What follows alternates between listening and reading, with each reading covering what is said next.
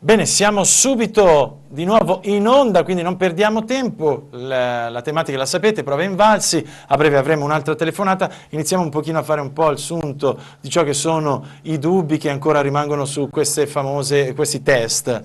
Abbiamo sentito comunque anche una maestra, un'insegnante, quindi una collega, che dice io le toglierei.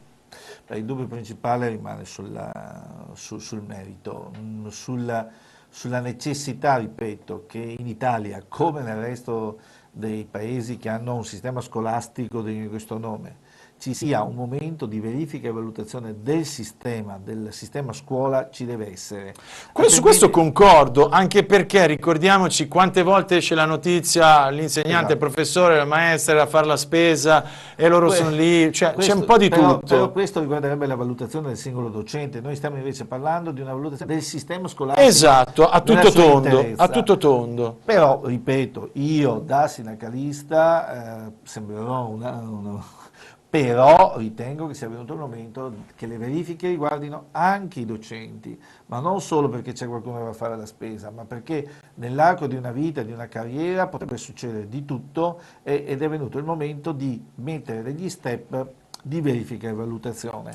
Che poi questi siano fatti gratis et amore dei come vorrebbe qualcuno, questo non può esistere. Marcon, io penso che l'insegnante sia il lavoro più delicato e importante che esista e come dico sempre va a fortuna, come per i medici, trovi quello che ha la passione, il fuoco che non si spegne mai e allora no problem, oppure quello che se ne frega, timbra il cartellino e tu hai poi un ragazzo, una ragazzina che torna a casa che magari non sa ancora leggere a 10 anni. Allora, sapi che abbiamo anche Federica Valeri al telefono, prego. Un ragionamento finale. Allora, un secondo solo, Federica. Al netto degli stipendi degli insegnanti italiani che fanno schifo e sono i peggiori d'Europa, al netto di questo noi non dobbiamo pensare che al di sotto di un certo livello bisogna mandare a fare queste persone altra cosa, non possono entrare nella scuola, d'accordo? Al di sopra di questo le verifiche e valutazioni che vogliono farci fare, che ci faranno fare a prescindere che le vogliamo o non lo vogliamo, a prescindere da tutte le manifestazioni e gli scioperi, qualcuno prima o poi ce le imporrà. Io dico, tanto meglio che ce le contrattiamo e come avviene in Francia, le verifiche e valutazioni portano a un adeguamento stipendiale, portano a un adeguamento salariale. Abbiamo quindi, dicevo, Federica Valeri, studentessa del coordinamento studenti medi Venezia Mestre, che so essere collegato poi con varie altre città e province, e vorrei sentire, visto che lei proprio stamattina era impegnata insomma nella protesta, cosa pensa schiettamente di queste prove invalsi e quali sono i crucci personali e naturalmente del coordinamento. Prego Federica, grazie per aver accettato la telefonica. Grazie. Allora, questa giornata è stata una giornata di grande mobilitazione e che ha visto partecipare attivamente tutte le realtà studentesche. Noi in primis, dato che abbiamo aderito a questa campagna da molti anni, soprattutto in questi ultimi mesi ci abbiamo lavorato molto, ma siamo stati a fianco a diverse città come anche Padova, Treviso, Napoli, Bologna e Milano. Questo perché crediamo che queste prove, che vengono ormai somministrate da parecchi anni, che sono prove standardizzate, puntino sicuramente a sfilare una media dell'andamento complessivo degli studenti. Il problema sono tutti quei giri loschi che sono dietro a queste prove. Quali sono questi giri loschi? Ti prego di dire quindi schiettamente cosa non va. I fini impliciti di queste prove sono prima di tutto il fatto che puntano a dividere le scuole in scuole di serie A e scuole di serie B e a distribuire i finanziamenti a seconda di una falsa meritocrazia che è quella che si basa sul risultato positivo o negativo di queste prove. E spesso questo viene smentito dalle istituzioni, ma noi che viviamo la scuola ogni giorno sappiamo benissimo che avviene. Infatti sono stati negati molto spesso finanziamenti ad alcuni progetti a scuole che negli ultimi anni avevano boicottato queste prove invalsi.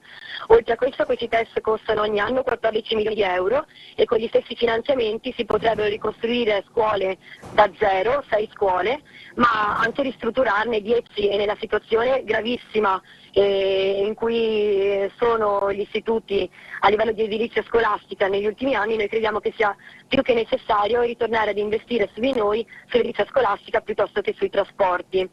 Inoltre questi test sono test a crocette, quindi gli studenti dovrebbero dar prova di un sapere nozionistico, che è proprio quello che noi critichiamo. Noi infatti crediamo in una scuola dei saperi critici che formi dei cittadini consapevoli, che riescano a vivere nel mondo, e quindi crediamo sia sbagliatissimo il fatto che gli insegnanti debbano basare il loro insegnamento sul superamento di queste prove, che rischiano oltretutto di essere introdotte all'esame di Stato, e ciò comporterebbe definitivamente la distruzione del sistema della scuola pubblica, che già è fortemente penalizzato dalle riforme avvenute negli ultimi anni e di cui noi paghiamo tuttora le conseguenze.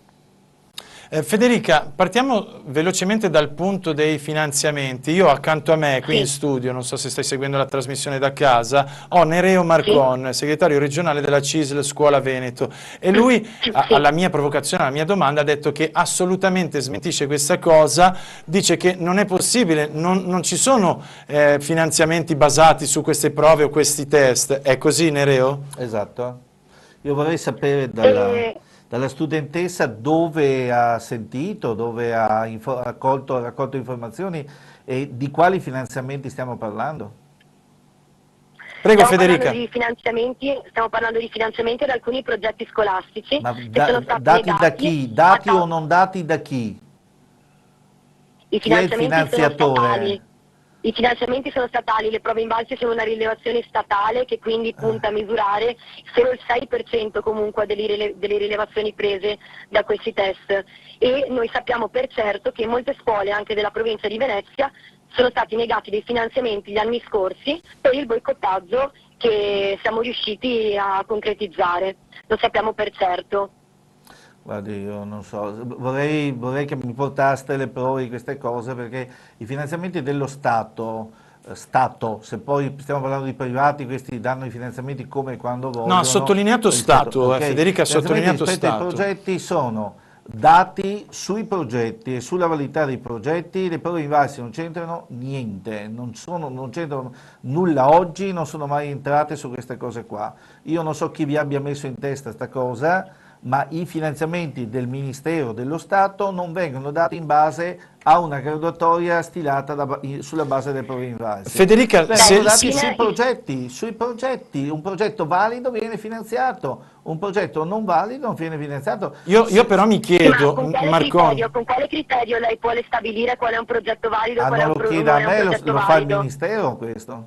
Non lo faccio io questo, lo faccio in sì, ma non ci sono criteri, non sulla valutazione del progetto, Marcon, non sulla valutazione del sistema scolastico. Scusate un secondo, però io da profano mi chiedo, e lo chiedo a tutte e due, poi devo chiudere, mi chiedo, se io Stato mi accorgo che alcuni corpi, quindi di insegnanti, boicottano, come interpreto questa cosa? Come una specie insomma di tradimento. Quindi se queste scuole poi mi chiedono dei finanziamenti, siamo in Italia, vogliamo che non ci segniamo i nomi di questi, non lo so, la butto lì, non voglio fare fantapolitica o fantascienza. Chiedo, la mia è una domanda. Facciamo un esempio, i progetti per l'integrazione degli alunni stranieri vengono dati sulla base di dati oggettivi che vengono ricavati dall'anagrafe degli alunni, dall'anagrafe delle scuole, senza verificare nessun tipo di valutazione neppure del progetto che viene presentato dalla scuola. Vengono dati in base al numero degli alunni, al tipo di collettivizzazione della scuola che viene realizzato in rete o meno, a queste cose qua. Perciò questi finanziamenti che valgono milioni di euro non vengono assolutamente dati in base a nessuna verifica, nessun criterio. Federica, a me verrebbe da dire, se hai piacere, io o Nereo Marcon mi autorizza, vi metto in contatto, quindi scambio il numero di telefono, ti darò io quello di Nereo Marcon, in modo che tu possa confrontarti e anche mostrare la veridicità di quello che sostieni. Cosa ne pensi? Sì, secondo me è più che fattibile, dopodiché Perfetto. quello che ci tengo a dire è che il fatto che noi abbiamo deciso di boicottare le prove invalsi non è un tradimento all'istituzione, ma piuttosto l'istituzione è l'istituzione che non considera assolutamente il parere di insegnanti e studenti, quindi probabilmente se si ritornasse a discutere un po' di più con chi realmente la vive la scuola, questi problemi non ci sarebbero. Certo. Perché, ripeto, noi non critichiamo il fine, ovvero quello di valutare l'andamento medio degli studenti italiani, noi valutiamo il metodo, noi siamo contro un test a crocette, noi siamo contro un test che costa 14 milioni di euro all'anno. Su questo siamo perfettamente d'accordo, i test a crocette bisognerebbe prendere chi li ha inventati e mandarlo a zappare il lotto.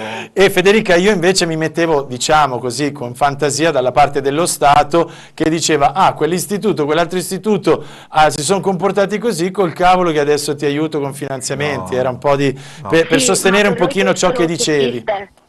Allora io Per adesso questo non si esiste. ti ringrazio, grazie per aver detto la tua, sappi che ti darò a breve il numero di telefono del segretario regionale della CISL Scuola Veneto, quindi Nereo Marcon. Ti ringrazio Federica, devo chiudere. Ok, grazie. Ciao e grazie. Buonasera. Allora, mi stanno premendo dappertutto, voi non ve ne accorgete, tutti che mi fanno taglia, chiudi, il tempo purtroppo è finito, ma questa è una tematica che secondo me non ha mai fine. Allora, io devo ringraziare e quindi lanciare il meteo, quindi Nereo Marcon, segretario regionale CISL Scuola Veneto, e tutti coloro che hanno opinato in questa porzione di trasmissione. Buona serata a tutti. Grazie. Allora sappiate, non scappate perché subito dopo parliamo di Amici a quattro zampe. Amici o pericolo? Lo scoprite restando in nostra compagnia. A voi tutti cari amici del Triveneto, ben ritrovati dal vostro Giuseppe De Vitis. Vediamo assieme cosa accadrà nella giornata di mercoledì. Il tempo tenderà a migliorare, dei piccoli disturbi però ci saranno e lo vediamo nel dettaglio della previsione. In mattinata, guardate, avremo il cielo prevalentemente sereno sull'Emilia Romagna, sul Veneto, attenzione invece sui rilievi del Trentino Alto Adige, qualche precipitazione. Attenzione poi nelle ore centrali della giornata, precipitazioni qua e là, irregolari, ma comunque si formeranno sui rilievi prealpini, vedete, del nostro nord-est. Queste precipitazioni e quindi queste nuvole tenderanno a viaggiare verso i settori pianeggianti del Veneto, verso il delta del Po, coinvolgeranno le nuvole anche l'Emilia centro-orientale e la Romagna, ma con pochi fenomeni, vedete qualche scroscio di pioggia soltanto sul Veneto, ma si tratterà comunque di fenomeni fugaci, altrove invece solo nuvole in transito. Vediamo le temperature minime comprese tra i 7 e i 10 gradi centigradi, quindi piuttosto fresco ancora al risveglio. Temperature massime invece miti, venti in rinforzo da nord-ovest, soprattutto sui rilievi alpini, ma anche sui settori pianeggianti. Per ora mi fermo qui, non ho altro da aggiungere, buon proseguimento di settimana.